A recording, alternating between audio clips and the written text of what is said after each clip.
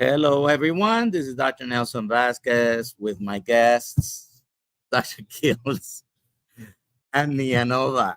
We are in Gatlinburg, Tennessee for Midstock 2025. So we're coming right from the Smoky Mountains, bears and all, because we have them around here. Uh, if you missed it, you can go to Dr. Whitman's. I think she put it on her Instagram. Yeah, Carnivore Doctor. Carnivore Doctor in Instagram. You'll see Dr. Kiltz chasing a bear. Very funny, very funny. All right. So we have Neah here, and I'm gonna let you introduce yourself, tell us who you are, and maybe we can talk a little bit about functional movement and exercises.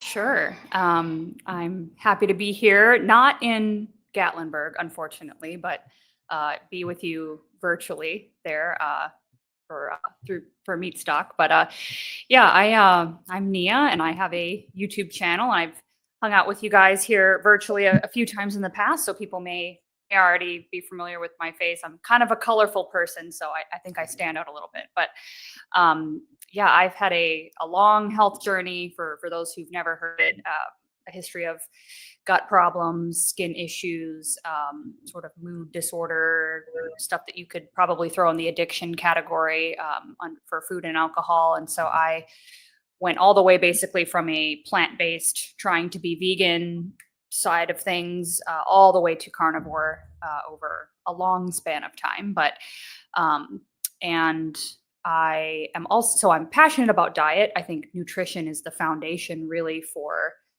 getting started with major change in your health.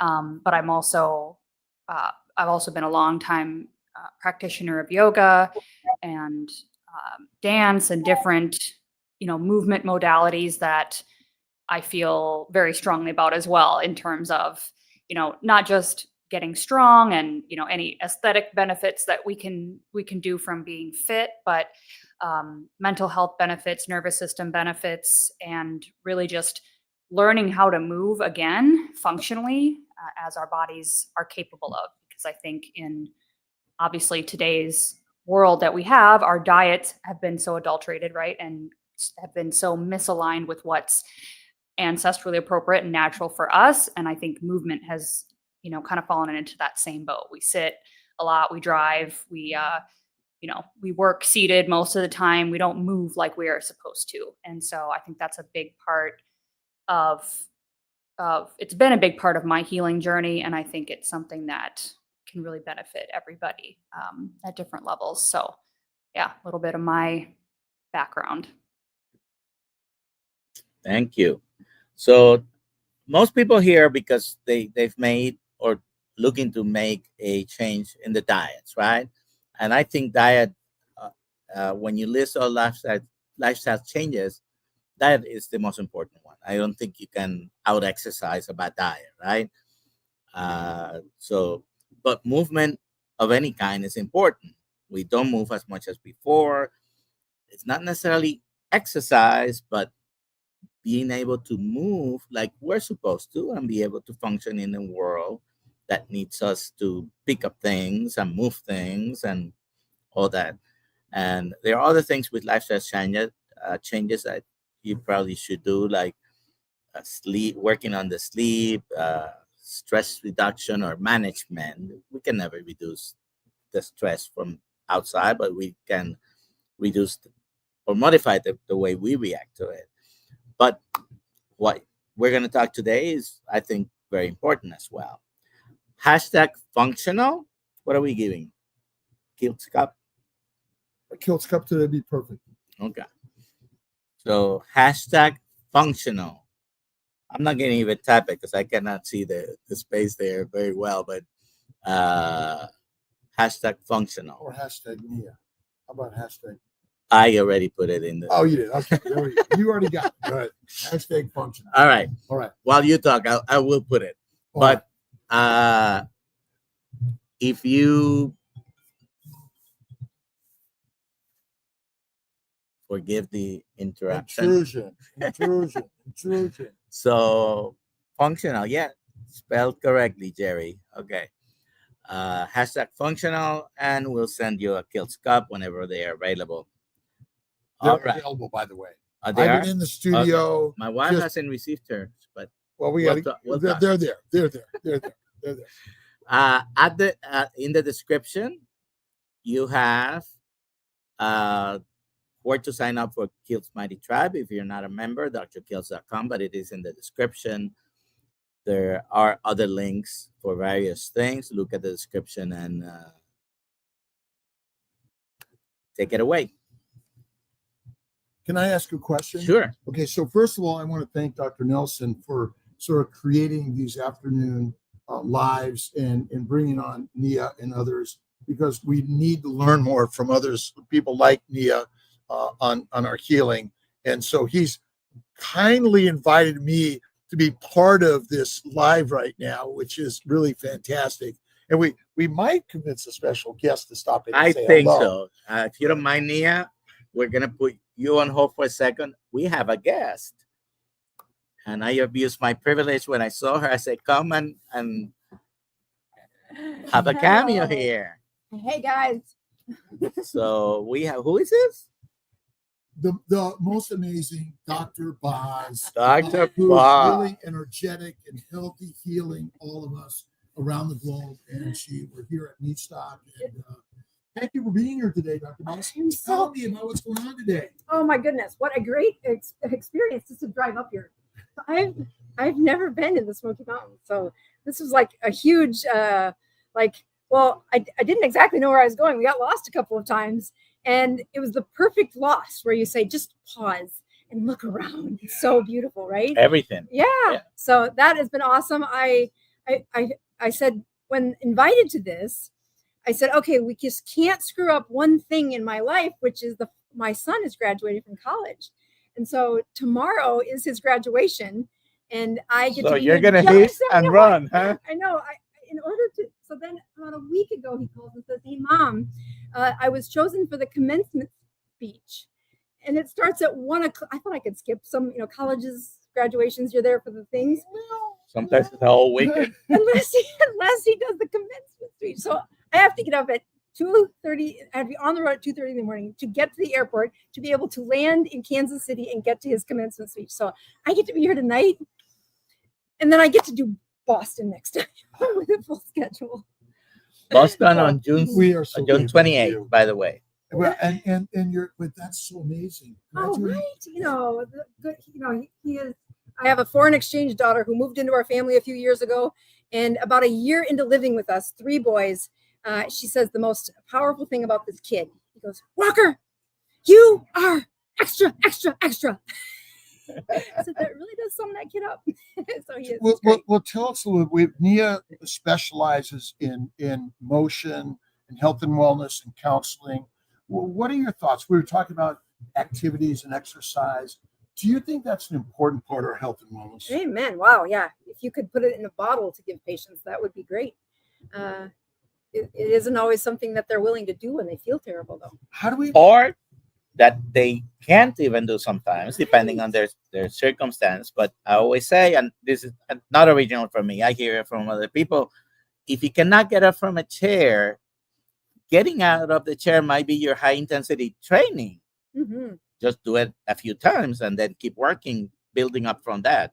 You meet your patients where you are, Mm-hmm. where they are, Right. not where you are. And Neah, maybe you could comment on your thoughts on the yoga or simple things like sitting in that chair and stretching out on the.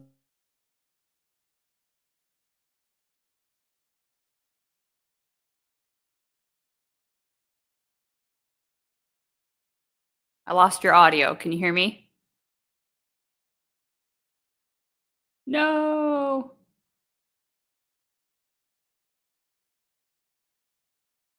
Y'all are frozen here on my end. Okay. Looks like, can people still hear me?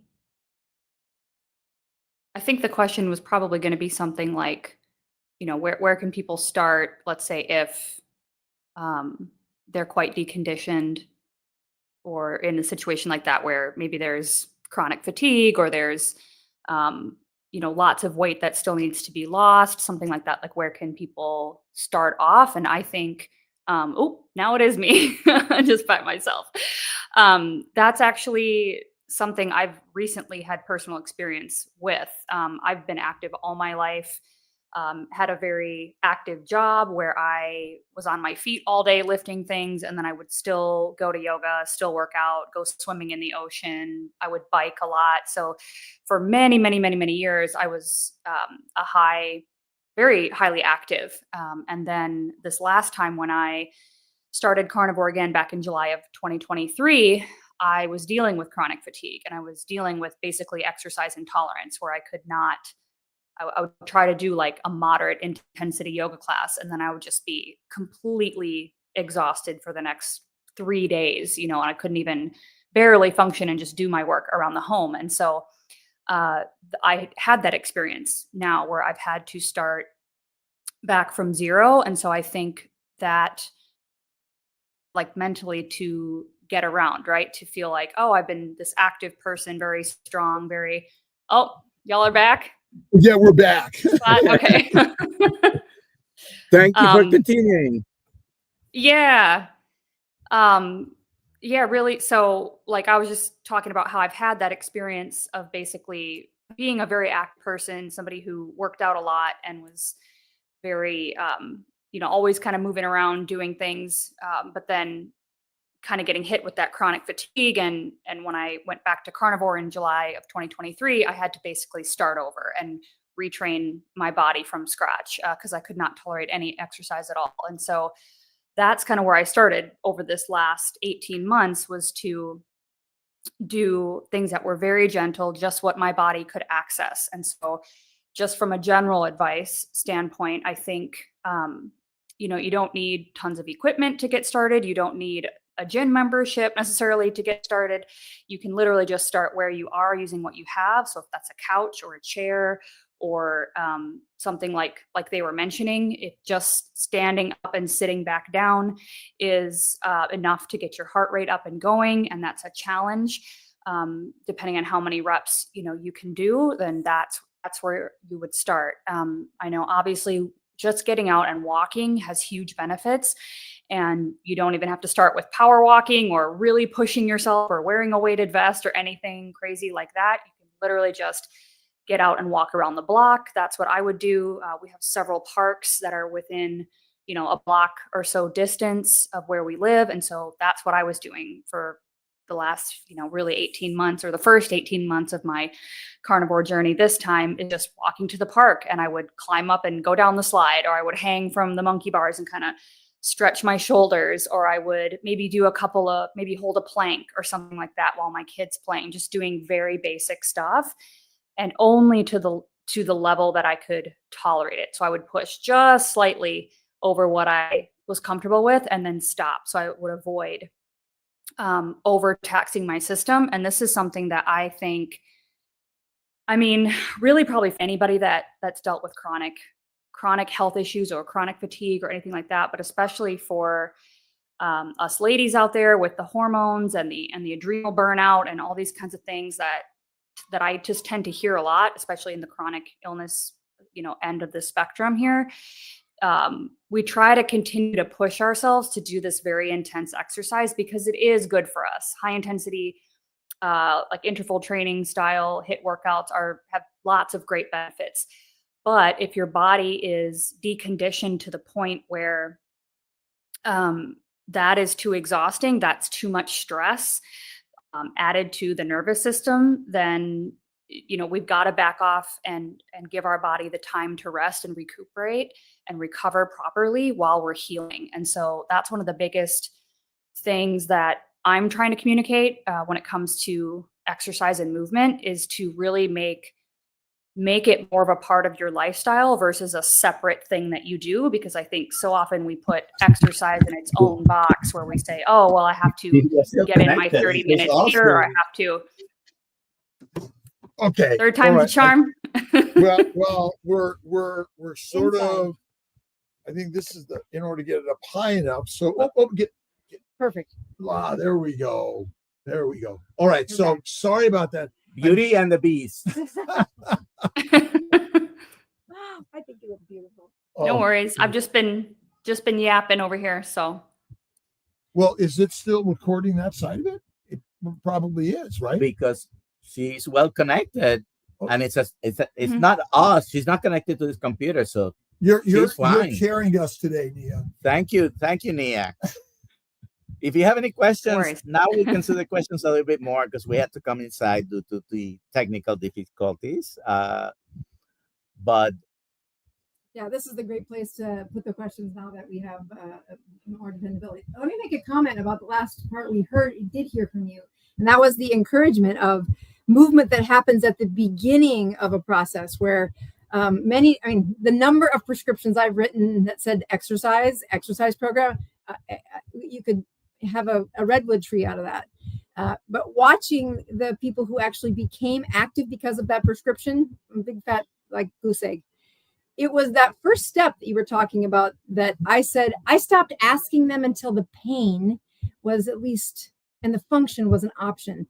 But when they would begin, the return on investment of being in a movement cycle, like you were saying, it's powerful. Yes.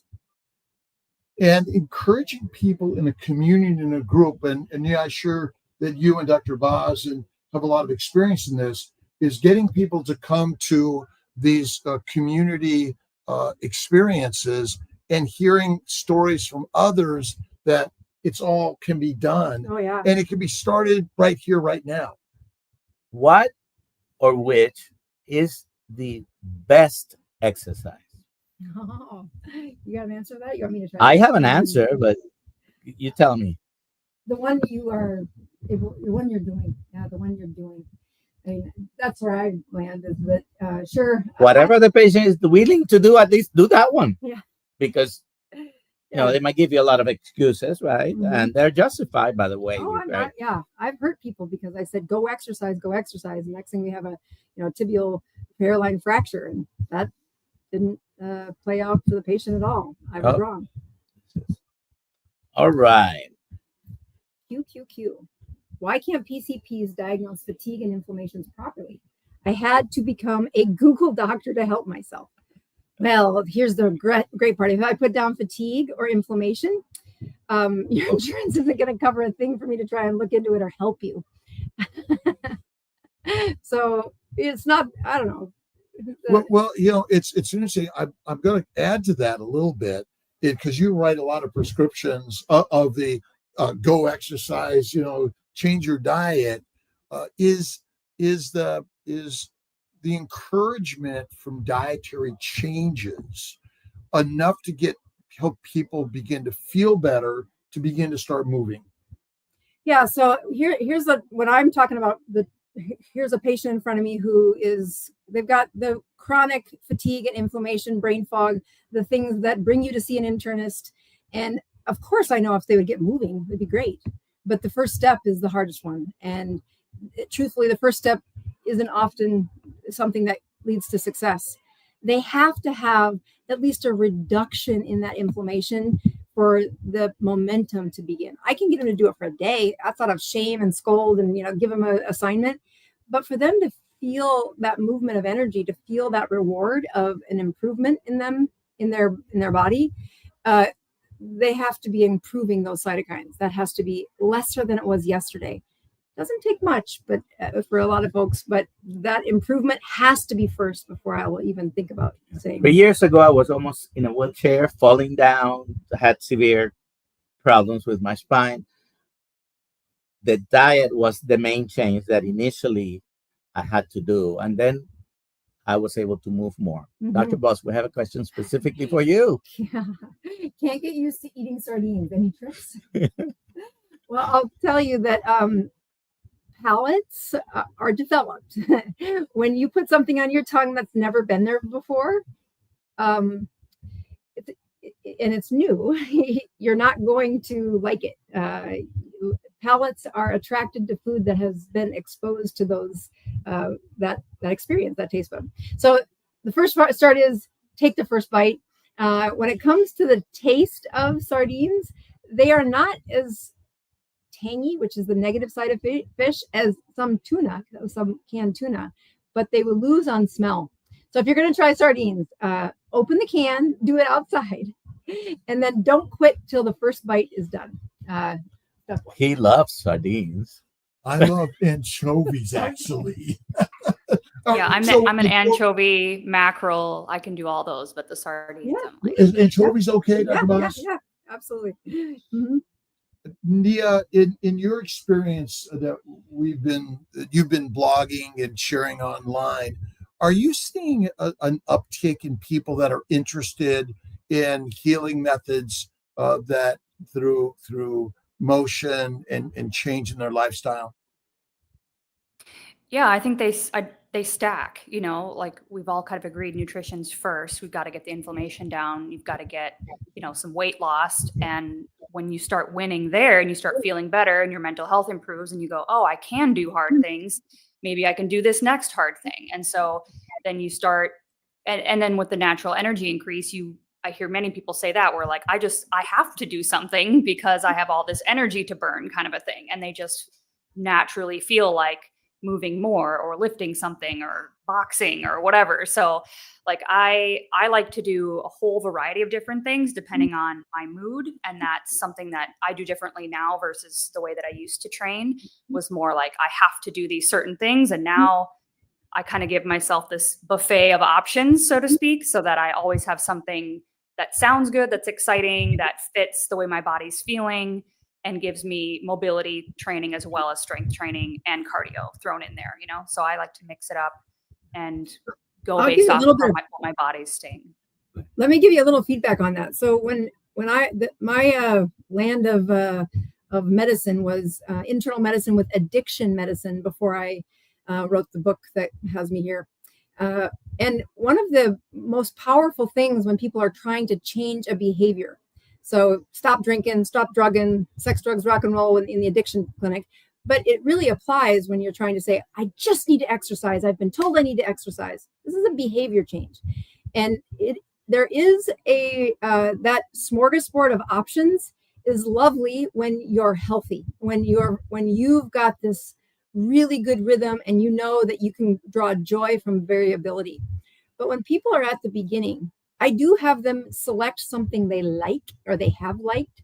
And then I say that's your only option right now. The paradox of choice, meaning you give them too many choices and they stop choosing. When a behavior is at its first steps of improvement, of creating a behavior you've never had an identity around before, you need to behave your way into better thinking. Meaning, this is the list. Here's what we're going to do. Here's the plan, and the bar is low enough to succeed. And I love hearing where they have the variability. We need more folks like you, Neah, they've arrived on the other side. They really get the dividends of how this does improve how they feel. But when I do a follow-up visit for this, and I look at activity that has 6 options, I say, nope, we're still at the 1. I like to give patients 1, maybe 2 or 3 3 at the most, because when you go beyond suggestions and you give them a list of 7, 10 things, they're not going to do any of it. Right, they stop. Right, it's very real. We have a question here. Do insurance companies penalize doctors for prescribing diet and exercise? What do you think? Well, I don't know that we're penalized for that. Yeah. But even I agree 100%. We are not penalized for just prescribing that. We're penalized because some organizations have guidelines and they want every diabetic patient on statins, for example. Yeah. And if you don't prescribe statins, depending on which insurance you take, there's nuances on that, but you end up being penalized, so to speak. Oh, it's real. Yeah, go ahead. Do you think that prescription for diet, exercise, and maybe even coming to a community event alive, a community event like Meat Stock, or the meetups that we've had in your local area, you travel to them, we have one in Boston coming up, should that be a health savings account charge eligible, through yeah. a prescription that we write? It's educational, even going to Neah and investing in your health care. It should be something that we include in that people can utilize a health savings account? Oh, What do you think? yeah, absolutely. So, as a matter of fact, there's an online course that I teach. It's not under my medical practice, and we have had people submit that to their health savings accounts because the education needed was the key. And I contend that it should be when you are hosting as a community event, like we tell them to have support groups. If you have a bill from that, submit it to the health savings account. Because it is the community that really takes people off of the cycle of failure where they've tried, they fail, they try, they fail. How do you get past that hiccup where they've just so commonly only made it that sprint? And it's community that really drives that. So exactly that point of get to an event, get to a place where the relationships help you bridge to the next season. Do you do any in-person training now, Neah, or is all online? Right now it's just online. I've thought about trying to start up something in my local area. There's some yoga studios that do like free yoga in the park and stuff a lot around here. And I go to those. And so I thought about trying to like start doing something like that, which would be cool. But right now it's just online. But ultimately, we're able to touch more people. And so you're touching thousands of people in your online educational experience events. Is it for everyone and anyone who wants to learn to improve their healthcare? Yeah, I absolutely believe that the best physicians find the way that the message starts and builds, but it needs to be attractive to the beginner. At the same point, taking people to the level that advances their education. So anyone and everyone, I've tried to gift the course to people, and when they're not ready, to lean in and take responsibility, I find it doesn't go very far. But when they are saying, I'm tired of the life that's been there, I want the next season to be health and rejuvenation and good sleep and vibrance. Boy, I haven't found somebody who walked away without improving. That's one of the reasons it's very hard sometimes when we deal with our friends and family, and we see them close and we see them frequently, and when we know sometimes that I'm sure your family, hey doctor, this is what's wrong, and they tell us what's wrong, but they're not ready for the advice we're going to give them. Oh my, yeah. Jesus couldn't do miracles in his hometown. He had to go to another place and say, no, they aren't going to trust you until you're the neighbor next door. So when you're in family and friends, there's my motto, and I adopted this from a guy who's a rabbi who says the only two things that ever changed another human being wasn't to bribe or shame or cajole or plead. It was work on yourself and stay connected to them. So I use that when I start to think, I just have a bunch of advice for you. And I zip it saying, how you doing? All right. If you have questions, put them with a QQQ at the end of the live. We're going to give away a Kiltz Cup. You can find them at KiltzCup.com, by the way. The link, I think it's in the description. I have to ask Alia, but and this lady here, you can also find her, Dr. Boss. Just put Dr. Boss on YouTube or anywhere, and you'll find her. Go ahead, Dr. Well, I was going to ask about mindset and both to Neah and Dr. Boz on how you think, because quite often people go to their doctors and the doctors will go over all their problems, but they don't really get into that, like, wow, you're looking great. How you doing? And what other things can we do to inspire people? Maybe Neah, you could comment on your approach in mindfulness and mindset, and then Dr. Boz, you can also do that. Sure. Yeah, I think mindset's critical. And I think it's something on the one hand that evolves as the health improves with the diet first. That's at least been my experience. Again, with like doing the diet, which is a hard thing to do, that built my confidence and said, okay, I can come back from zero with this chronic fatigue where I was, basically not able to tolerate any exercise at all. And then start kind of like with what you were saying with one or two things, walking and playing at the park were my two things, and then stretching, I guess. So technically three, but, just slowly building that self-efficacy builds the mindset, and your mindset becomes more resilient. So that's that's where I think working with somebody, a practitioner or a doctor or a coach or something is really helpful, or even just being in the chats right now. I see a lot of people helping out and giving advice too. That whole idea of finding that line where you're getting a challenge, but you're not taxing yourself so hard that you default back to, I can't do this. So it's kind of this, at least my experience has been that progression of building a more resilient mindset and a more confident mindset by challenging myself in the right dose, I guess. And that's going to be a little different, obviously, for everybody, depending on where they are. But, on the other side of things, I think we always talk about having a why in this community, like having a very deep why that's not necessarily just about weight loss or just about, improving whatever chronic condition I came here with. But why do I want more life? Right? Why do I want to be healthy? To experience what? And that is something that puts you into more future think, which is good when you're trying to get through those moments where it's like, hey, I want the instant gratification. I want to eat the thing, or I want to just sit on the couch and scroll and be lazy, right? And trigger my dopamine that way instead. So it's hard because of the environment that we're in, the modern lifestyle that we're in. But through journaling, through community, through spirituality, I think connecting back to those reasons why you want to continue to live and what kind of life you want to have, that's what continues to build that mindset. Community is very important, and it allows many of us to take advantage of getting ahead with those habits. There are some people that are self-starters, but they're the minority. Right. Most of them are not. Yeah. Most of us need that little push, need the motivation, and it is all mindset, like you say. Mm-hmm. We have a question for Dr. Boss. I'll address that in just a second. Let me tell you when I look at the mindset, the folks where, Dr. Nelson, the experience of being in the chair, seeing the patient that can't find that first positive thought. I mean, it's very real. Prozac doesn't fix that.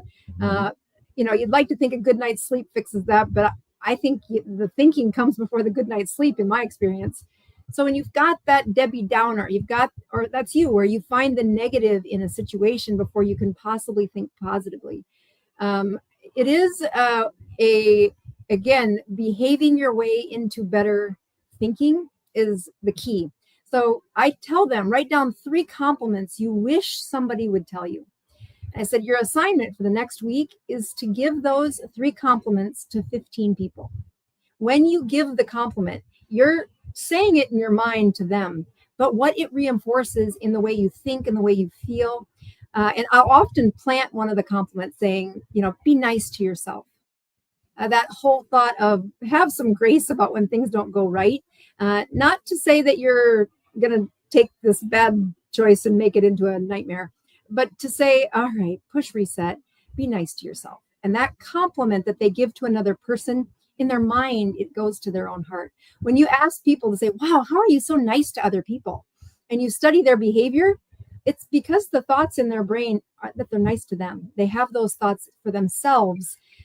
You've heard the saying, you can't love somebody more than you love yourself. Mm-hmm. And that happens when you've got a Debbie Downer, you've got that thought process that's very negative. Mm-hmm. When they start to practice it on the folks in their world, what they're really doing is practicing it on themselves, and it really changes the outcome. Mm-hmm. Okay. The mind is the master. Amen. All right. Does smelling sugar trigger insulin release? All right. You've not seen me answer this on YouTube very often because it's a caveat. There are studies that look at an insulin response to smell that does happen, but it is minimal. It was in animal studies, and the first one that I read. And the key to changing the blood sugar, they couldn't see that it was enough to change blood sugar. In my personal experience, when I find people that are healthy, the smell of sugar doesn't result in an increase in insulin. Their blood sugars don't go down, don't get a response of suppression when you add insulin like you would expect. But when they have a pathologic production of insulin, so they are advanced insulin resistance, which might be every person that's ever come to my medical clinic. When those little vacuoles inside their beta cells are plumb full, they are so twitchy that it hardly takes that vagal response of something visceral is about to happen, and I would be hard pressed if I had to place a bet on a very insulin resistant patient and they smell a food that they have loved, that they have coped with, that has been their friend. I would bet on the insulin goes up in them. Yeah. Sad. Pavlov's dog. Yeah, right. It's real. Essentially, so we've been trained into these responses for so long. And endocrine is about response to life, so it's a very easy to follow pathology. I'm gonna read this comment. I have a question for you. Thank God I gave up alcohol, cigarettes, chewing tobacco, all these things 20 years ago due to the carnivore diet. So,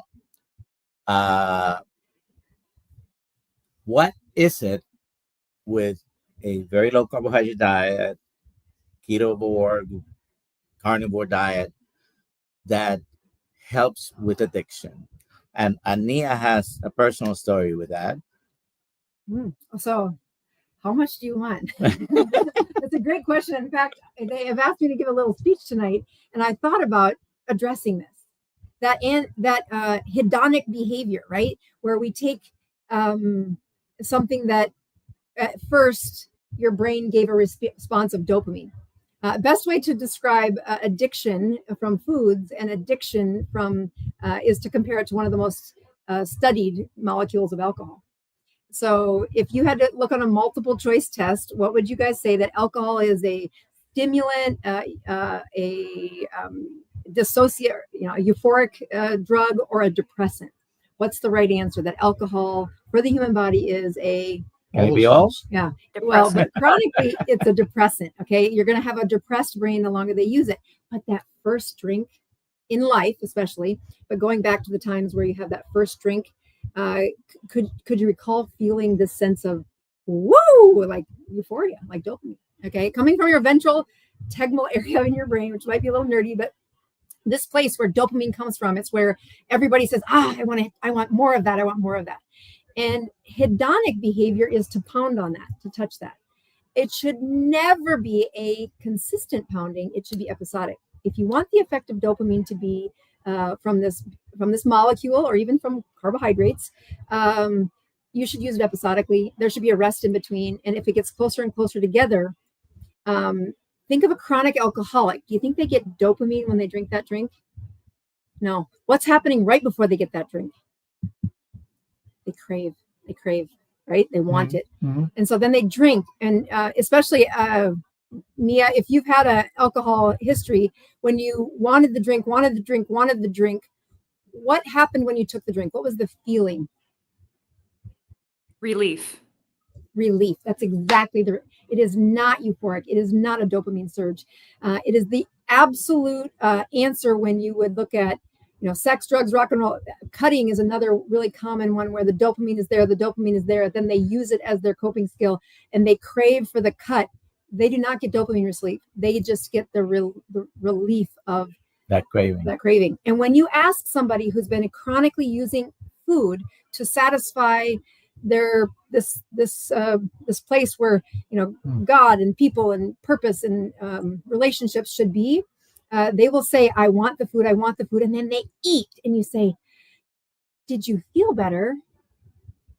And they'll say, I felt relief. So that mechanism is where it brings you to a ketogenic diet or a carnivore diet. And the response, if you were going to come to see me for alcoholism, I would actually give you a shot called Vivitrol, long-acting naltrexone, that covers the opiate receptor, the mu opiate receptor. And I would tell you, go drink and see me in a month. And they would come back and you'd say, how'd you do? Well, that mu receptor comes out of that ventral tegmental area, that same place, and they cannot get the dopamine. They cannot get that any type of dissociation. And so as they drink, they learn, I'm not getting the reward. And over time, you can start to train on the behavior because you stopped the chemical. When you go from a reward system of a carbohydrate, which is the best way to get that surge of take your glucose from here, bounce it out to here, and watch what happens inside your brain. It's amazing. Woo! It feels fun. But now you eat them all the time. And the answer is, how do you live a life where you do not give that reward when you eat? And it's why that a carnivore diet is kind of hard at the beginning for those people that have true addiction. You can have people fight over it. Can food be addictive? And I do believe if you get into this kind of neuroscience, you can say absolutely it can. It's not an accident that there are a large number of GIP receptors and GLP-1 receptors in the ventral tegmental area, helping them to say, calm down. Here's a message that is much more stable. And what do you hear on the folks that take the GLP-1s, GIP? I just don't crave. I just don't have the food noise. Even when I eat, I don't feel this, woo, they don't feel that. So when you look at that first few steps, though, they're going from trying to, just like that chronic alcoholic, trying to get that joy, get that pleasure. And now we took away the carbohydrates. We put protein and food in there. And something else happens. In that transition, really hard, really difficult. Community important, understanding that it's going to go away is important, but the neuroscience of why that's happening it's fascinating, first of all. And it's why I don't think these GLP-1 GIPs or glucagon agonists are going away. They're going to help folks. Dr. Boss, I'm confused about allulose. It does have carbs, so does it affect ketosis? I keep seeing net carbs 0, but I didn't think those carbs should still do those carbs. Should still count. All right, so you'll see me read those packages. Yes, those net carbs are important, but it is the total carbs that matter the most. And the exception to that rule is allulose. So allulose is a molecule that it is absorbed, and you will pee it out in the same form that it comes in. It also looks almost exactly like fructose. And so as it binds to the places where fructose can bind, it does not turn into energy. It actually can stop the fructose from binding. And now the fructose has to be dealt with in a different way, which is a good thing. But that molecule will enhance the flavor. It does have a sweetness to it. And it is passed out through the urine without any net energy change, which is what a calorie really is measured by. So it is the one exception where I say, in fact, last year I had a lady near where I live in Clearwater who made caramels. I don't make caramels. Caramels for Christmas out of allulose. And I thought, good Lord, how long did you have to work on that to make it taste good? But I said, it's the only Christmas treat that I would endorse. And yeah. Doesn't taste bad. Taste it's not a strong sweet taste. Yeah. And I do use allulose. You know what happened when I said I'm going to spend some time without allulose?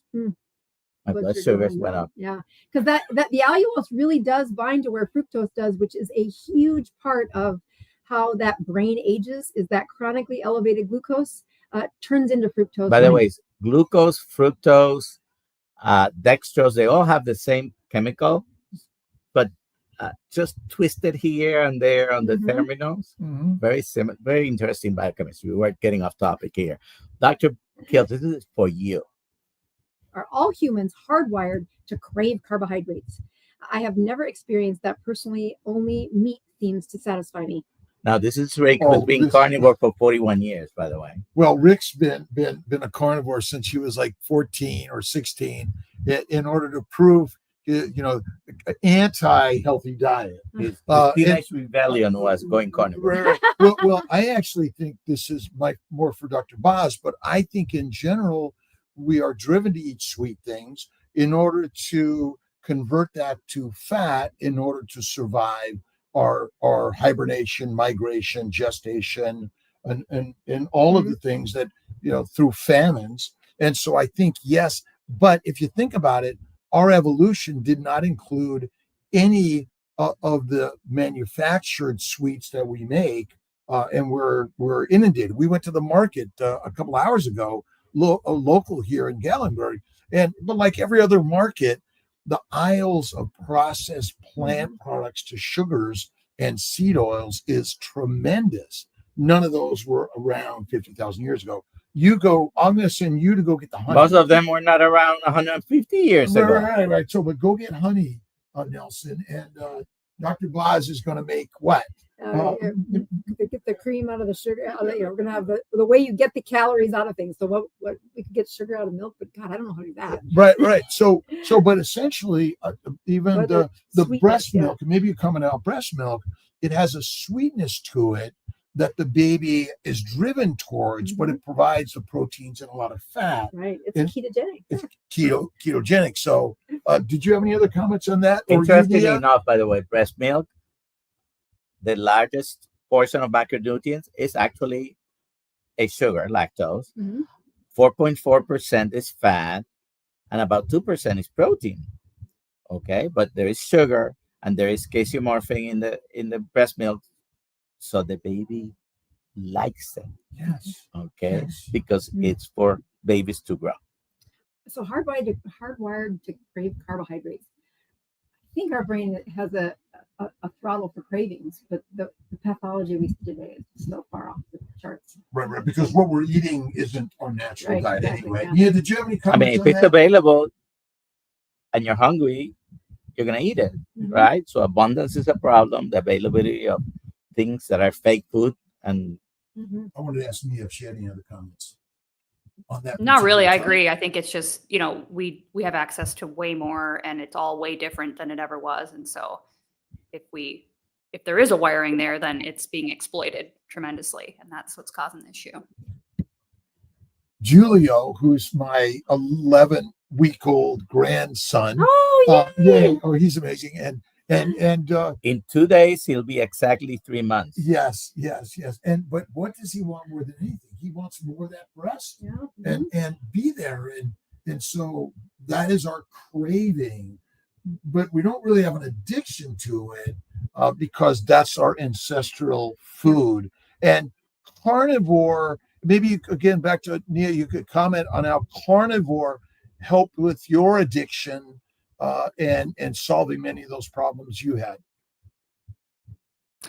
Yeah, I went into it without the goal to quit drinking, because for me, that was part of the mindset. It was like, if I say I'm never going to drink again, that was not something my mind could, wrap itself around. And that would actually make me want to break my own rule, so to speak. And so it was July, and I said, you know what, I'm going to try to my birthday's in December, and then we have, Thanksgiving and Christmas. I'm going to try to get to New Year's. If I can make it to New Year's, I'll have, a glass of champagne at midnight or whatever. And that's my goal.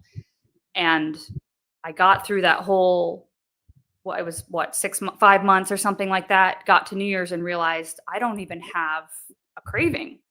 I didn't expect it to go away. I expected it to be this battle that would, basically never end.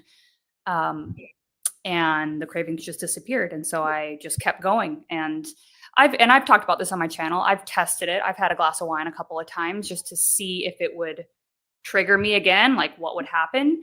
And now it's not something like I could do that. And the next day it's like, it didn't even happen. Like nothing triggered, like go buy any or drink more. So I don't know. That's something I wonder about too. Like, can we go from abstainers to minimizers or moderators at some point with certain things? I don't know. And like, I obviously don't advocate for people to drink, obviously it's not a overall healthy thing to do, but I think something happens when you eat this way for long enough, that whether it's a microbiome change or it's a mental health change or it's physiological, in the, I don't know, somewhere else or all of it combined. But I just don't have the desire to ever, go down that same path again. Well, Dr. Nelson, maybe you could comment. Is it the dopamine? Is it that back to that you're not getting that hit all the time? Right. And carnivore calms that. Right. So, when you look at a story like Neah's and say, okay, that use of a tool, Alcohol was a tool at some point where you said, I was more social. I was, it loosened my ability to be brave or whatever.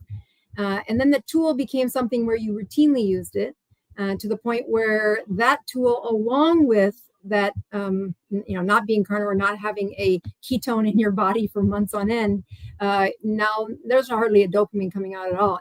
That part of your brain was exhausted. It was not replenished. And you've developed a number 9 wire in the brain related to alcohol. We know this is particularly important if that behavior change happened right before puberty. If I look at the most difficult to treat addictions, they were in a season right before puberty. So, for boys, that's about T minus 12 months from the first chin hair. For girls, it's about 12 months from the regular menstruation, not a spotty or regular menstruation. And when that brain is developing, if the coping skill, if the tool they were using is a very addictive substance, whether that's nicotine or alcohol, dang, does that take an incredible social support is actually one of the biggest things that they have to find. They have to turn these other places where they were supposed to develop a joy for stories and being in community, a joy for purpose, a joy for sex, exercise, other places you're supposed to make dopamine, and the only place they practiced was that place for alcohol. That is a difficult thing to rewire. So they come back after 6 months, 2 years, and they have a glass of wine, and although you haven't been practicing that muscle, that nerve is out of practice, it will take years for it to regress back to a size that's similar to the other nerves that conduct that dopamine surge. But it also means that you've been practicing those places. Yeah, practicing those stories of how to make dopamine. There was a person there saying, well, don't some people just I have an addictive personality? And I would point out that most personalities are set by the age of 14. When you have a behavior that became highly rewarded in that developmental years, that's where this addictive personality comes from. And I would contend that's not really true. If Neah goes through a very traumatic event and has a difficult season, and then gets a head injury, let's just make it really hard for you to heal. You're going to find addiction shows up a lot easier in that brain anatomy, even if you've never had it before. So addictive personalities are a little, probably not the best thing to say. Well, then I have a question regarding a standard diet of high carbohydrates for years and fermentation in the gut, which creates alcohol in our children's guts. Is that small amount of creation of alcohol a trigger that may increase our desire for alcohol or addictions or damage and things like that? I actually have never thought about that. I don't know. The fermentation that's necessary to break down those foods does produce alcohol. You're right. And especially when they're having all the foods that they shouldn't have. I get it. I've never thought about it. And there is something called spontaneous alcohol syndrome. Oh, really? Right. Yeah. So it's been noted where people do not drink alcohol and they've been found drunk, arrested for either drunk driving and things like that. So I do have an addiction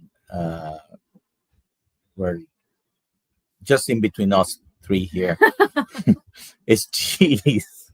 Oh, his addiction is cheese. Well. So as adults, I can control it after the fifth or 6th ounce. Well, is what is the effect? And maybe Neah, comment on your clients and the effects of milk products on this journey. I just want to say I saw this at the store today and I had to take a picture. Can you guys see that? What's it say? What does it say? It's a picture of the devil and it says, "Hey, have you tried cheese?" And he's like offering me some cheese. Send me that. Wow, Send me that. that's like basic. Yeah, like that's how I feel about cheese too. I'm from Wisconsin, and so I feel like it's part of my DNA to be able to tolerate cheese, but I can't really. So what was the question about dairy? I'm sorry. What are your thoughts on dairy products and cheeses? One of them on this journey, and for your clients, and how important it is to minimize and or eliminate cheese products. I can't seem to tolerate anything dairy related. I've tried local raw cream and raw milk, and I've fermented things at home, yogurts and kefir and stuff like that. And I can't seem to do any of that. I kind of tend to agree with the idea that, you know, dairy is appropriate for young kids who are trying to put on weight and grow, right? And probably not so purposeful for adults to consume. But I mean, there's also, like even in my heritage, I'm German and, you know, European and some English and Irish in there mostly. And, you know, going back like 4 generations or so, like they would make a lot of dairy. I'm sure it was all raw dairy products and stuff like that. So I know that there's evidence that, you know, adults have been consuming it in different cultural contexts. But I think, again, today, just the quality's not there. Everything's pasteurized. Everything's got additives and colors and things added to it. So I don't know if it's necessarily the dairy itself that people are always reacting to, or if it's all the other junk in it. But I tend to typically just avoid it, unfortunately, for the most part, even though it's delicious. This has been very, very good, very informative. Thank you for being with us here. Where can we find you, Neah? I'm at Neah's Way on YouTube, and same thing on Instagram. All right. So where can we find you, lady? Type in Dr. Boz. You'll end up on YouTube, but that's the best, easiest way. Yeah, we're about to hit 1 million subscribers here. Yes, Yeah. it's just so remarkable and exciting. It is. It's like, Absolutely. I didn't think that was coming in my lifetime. That's a lot. So It's just beautiful what you're doing. let me see if this works. Wow, look at that. All the people that showed up. And the winner is Marianne Lemaster. Okay. A Kiltz Cup. You need to email Alia at drkiltz.com. Alia, ALIA, at drkiltz.com, and send her your name and address where we can send a Kiltz Cup. Do you have a Kiltz Cup? I do not yet, but I have an interview coming up with him soon. So we'll make There'll sure be a Kiltz Cup there. There'll be a Kiltz Cup there. Thank you for being here. And thank you, Let's go Neah. find what that good smell is. Yes. Neah, thank you so much for being here today. Sorry about the disruptions, and No worries. we all love hearing from you. So we look forward to seeing you again. At least she wasn't disrupted. It was also we're not showing up. Well, and thank you, Dr. Nelson, for helping be creative in this space. And again, Dr. Boz, no problem. amazing. Good. Amen. God bless everyone. All right. Have a great On a day. deep talk. See you tomorrow at 6 a.m.